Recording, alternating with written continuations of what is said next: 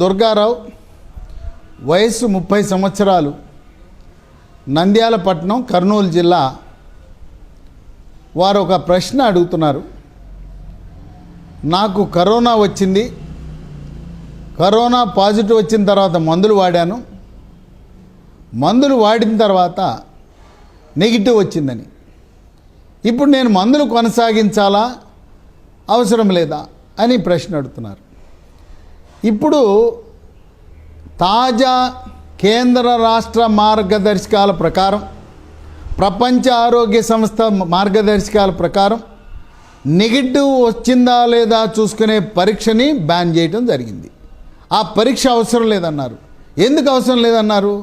ఖరాఖండిగా Covid virus 14వ రోజు చచ్చిపోతుంది, దాని ఆయుష్యే 14 రోజులు.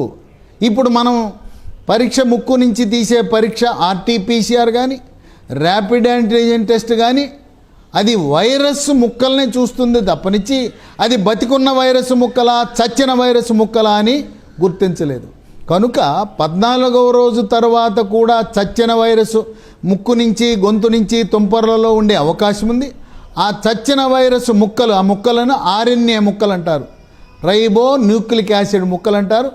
RNA ముక్కలు ఈ ఉండటం వల్ల RT-PCR అలాగే ర్యాపిడ్ యాంటీజెన్ టెస్ట్ 14వ రోజు తర్వాత కూడా 3 నెలల వరకు వచ్చే అవకాశం ఉంది. ఆ చచ్చిన వైరస్ తాలూకు ఆ ముక్కలు బయటికి రావటం వల్ల. అందుచేత అమాయకులు, నిరక్షరాస్యులు గందరగోళం, అయోమయం గురవుతారని ఎవరు కూడా రెండవ పరీక్ష అనేది చేయకూడదు అని చెప్తున్నారు. ఎవరికి చేయాలి? ర్యాపిడ్ యాంటీజెన్ టెస్ట్ నెగిటివ్ వచ్చింది, నెగిటివ్ వచ్చినంత మాత్రాన మీలో జబ్బు లేదని కాదు. మీలో ఉన్న వైరస్ తక్కువ పరిమాణంలో ఉంది, అది 4 రోజుల తర్వాత పెరగచ్చు. తర్వాత ర్యాపిడ్ యాంటీజెన్ టెస్ట్ యొక్క ఖచ్చితత్వం కేవలం 40%, 50% కూడా లేదు. కనుక ర్యాపిడ్ యాంటీజెన్ టెస్ట్ నెగిటివ్ వస్తే మీకు జబ్బు లేదని కాదు. మీరు RT-PCR టెస్ట్ చేయించుకోండి. RT-PCR test, rapid antigen test negative వచ్చిన వాళ్ళకి పాజిటివ్ వచ్చే అవకాశం ఉంది.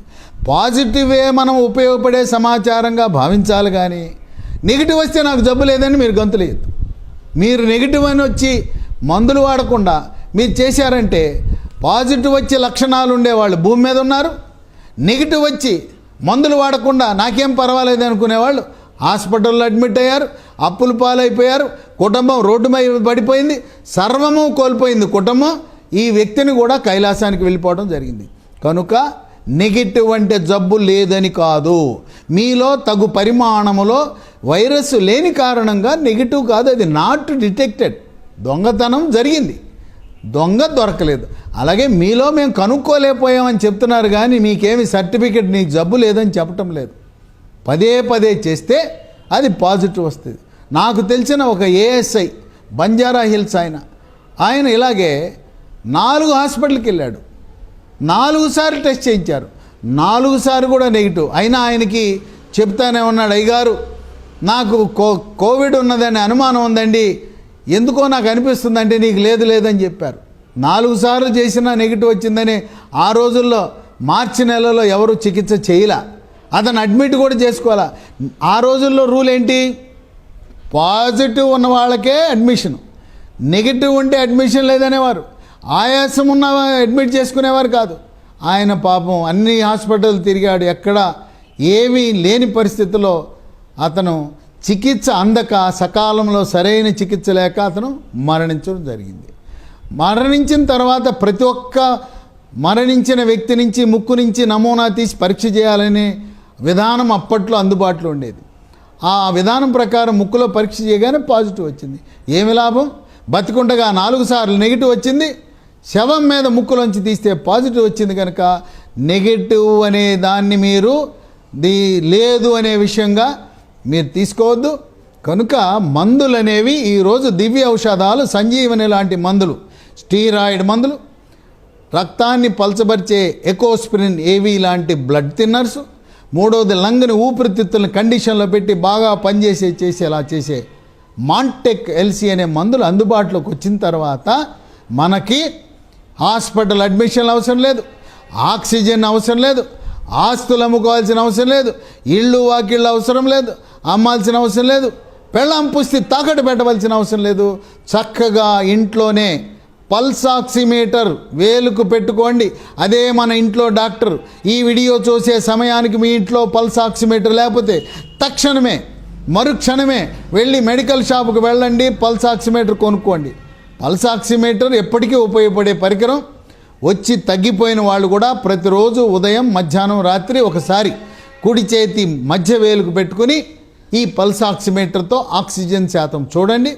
95% పైన ఉన్న వాళ్ళు ఎవ్వరూ కూడా హాస్పిటల్ ఛాయలకు వెళ్ళాల్సిన అవసరం లేదు. సిటీ స్కాన్ అనవసరం, రక్త పరీక్షలు అనవసరం. ఏదైనా అవసరం ఉంటే డాక్టర్ల సలహా మేరకు మాత్రమే అవి చేయించుకోవాలి. కోవిడ్ గురించి ఎవ్వరూ భయపడవలసిన అవసరం లేదు. ఇది దగ్గు పడిచంలాగా చికిత్స చేసే పరిస్థితి వచ్చింది. మనకు 100% గ్యారంటీ చికిత్స వచ్చింది కనుక ఎవరైతే స్టెరాయిడ్లు వాడారో, ఎవరైతే బ్లడ్ థిన్నర్స్ వాడారో, ఎవరైతే మాంటెక్ ఎల్సీ వాడారో హాస్పిటల్కి వెళ్ళవలసిన పని లేదు.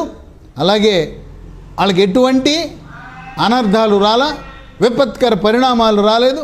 చక్కగా హాయిగా ఉన్నారు కనుక ఎవరైనా ఈ మందులు డాక్టర్లు ఇవ్వకపోయినా మీరు వాళ్ళని అడిగి, అయ్యా ఈ మందులు వాడితే మంచిదంట కదా, మేము వాడతామండి, మాకు స్టెరాయిడ్ అంటే భయం లేదు. ఏదో స్టెరాయిడ్ వాడితే కొద్దిగా గ్యాస్ ట్రబుల్ వస్తుంది, స్టెరాయిడ్ వాడితే నాకు షుగర్ ఉంటే కొద్దిగా పెరుగుతుంది, ఏముందండి ఒక ట్యాబ్లెట్ డోస్ పెంచుకుంటాం, షుగర్ పెరిగినా పర్వాలేదు, కొంచెం గ్యాస్ ట్రబుల్ వస్తే దానికి మందులు ఇవ్వండి అని అనాలి. కానీ స్టీరాయిడ్ల గురించి భయపడద్దు. స్టీరాయిడ్లు మనకు సంజీవన్ లాంటిది. స్టీరాయిడ్ల వాడకం ఎప్పుడైతే వచ్చిందో ఆంధ్ర తెలంగాణ రాష్ట్రాల్లో మరణాలు తగ్గిపోయినాయి. ప్రపంచ దేశాల్లో అతి తక్కువ మరణాలు భారతదేశంలో ఉంటే భారత్లో కూడా అతి తక్కువ మరణాలు కేవలం 0.5% ఆంధ్ర తెలంగాణ రాష్ట్రాల్లో ఉన్నాయంటే కేంద్ర ప్రభుత్వాన్ని, రాష్ట్ర ప్రభుత్వాన్ని హృదయపూర్వకంగా అభినందిస్తూ సమర్థవంతంగా ఈ యొక్క వ్యాధిని నియంత్రిస్తున్నారు. ఇవాళ ప్రైవేట్ హాస్పిటల్ ఖాళీ అయిపోయినాయి, గవర్నమెంట్ హాస్పిటల్ ఖాళీ అయిపోయినాయి, బెడ్లన్నీ ఎవరు రావటం లేదు. ఇక వాటిని మేము మామూలు జబ్బులకి ట్రీట్మెంట్ చేసుకుంటాం, ఇవి కోవిడ్ హాస్పిటల్ వద్దు మాకు, ఇది నాన్ కోవిడ్ హాస్పిటల్గా మార్చమని ఆరోగ్యశ్రీ కేసులు, గుండె జబ్బులు, మిగతా జబ్బులు, కాళ్ళు కీళ్ళ జబ్బులు అవన్నీ చేస్తామని చెప్పి దరఖాస్తులు కూడా ప్రైవేట్ హాస్పిటల్ పెట్టుకునే పరిస్థితి ఉంది కనుక జబ్బు నియంత్రణలోకి వచ్చింది. జబ్బు దగ్గు పడిచంలాగా కంట్రోల్ చేయవచ్చు కనుక ఎవ్వరూ భయపడవలసిన అవసరం లేదు, ఆందోళన చెందవలసిన అవసరం లేదు. నెగిటివ్ పరీక్ష వస్తే మీరు నాకు జబ్బు లేదనుకోవద్దు, ఇది నాలో ఉంది. ఆ టెస్ట్లో మాత్రం వచ్చేంత పరిమాణంలో ఈ వైరస్ లేదని భావించి మీకు కూడా ఉంటుంది. ఒక ఇంట్లో ఒకరికి వచ్చిందంటే మిగతా అందరూ కూడా ఈ మందులు వాడేస్తే ఎటువంటి నష్టం లేదు. గత 100 సంవత్సరాలుగా వాడుతున్న మందులను మనం వాడితే ఎటువంటి అనర్థం లేదు. డాక్టర్ సలహా మేరకే మందులు వాడండి. Subscribe to Telugu popular TV. Hi, this is Ajay. Please subscribe Telugu Popular. Thank you.